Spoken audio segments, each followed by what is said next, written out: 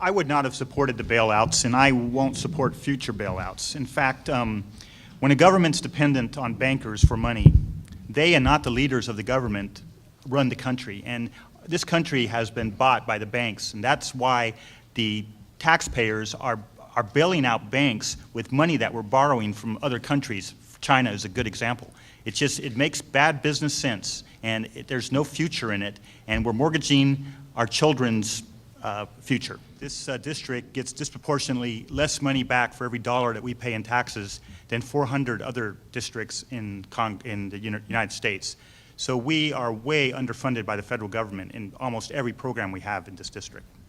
Clean energy is something that needs to be developed by the private industry, and the federal government really, it can encourage it by tax credits, but it's something that needs to be done by the American people. And ultimately, the more clean energy we have and the more abundant energy this country has, the more we'll be secure as a nation because we won't be dependent on foreign countries. Our innovation, our development of new technology, this district has plenty of potential to develop new energies and thus create jobs. We're on the cutting edge in solar, wind, and Lawrence Livermore with his fusion. We just need to push on those things. And the states should be able to develop energy without intense government regulation.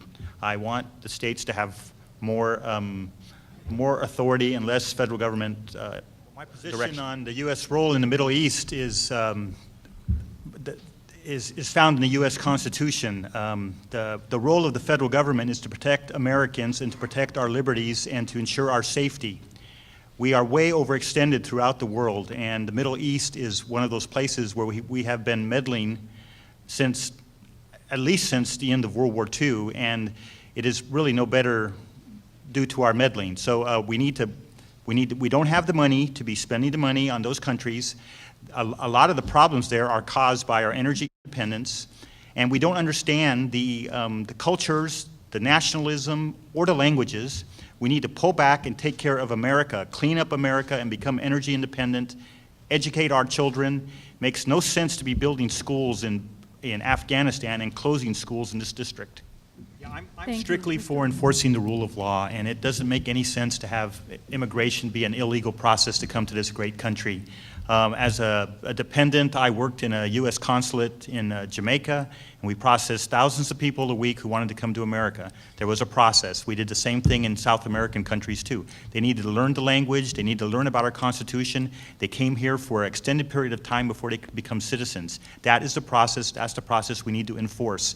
Yes, it's complicated, yes, but you have to have a legal process to come here. We need to have a secure border. The question was, I believe, why has not Congress done anything about it?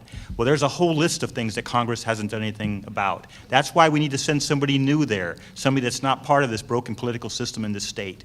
As far as atomic energy, that is it should be up to the states. If private enterprise can develop the plant and it's profitable and the people in the communities want it, we should go ahead with it. As far as cap and trade goes, it does appear that the legislation is dying. It was not well thought out, and it doesn't make any sense for this country to unilaterally punish itself and close down our industries and have the few jobs we have left in manufacturing moved to foreign countries.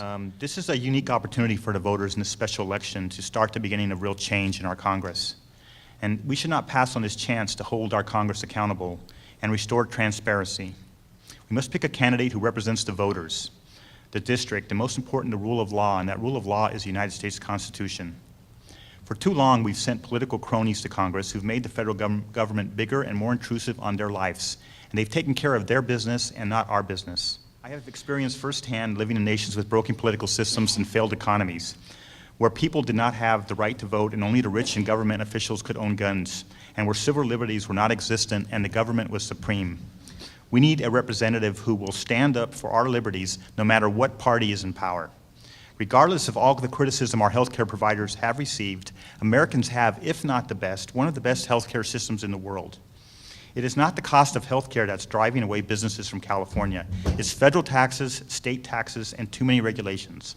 I will promote and defend the principles of individual liberty, constitutional government, and sound fiscal policy. I will oppose all federal meddling in states' rights issues and will support the principles of self-government and local control. National security begins at home with an educated population, a balanced budget, energy independence, and a healthy economy. When elected, I will strive to make our process more transparent. I will read all legislation before voting on it, and I promise due diligence in voting my conscience in keeping with the U.S. Constitution.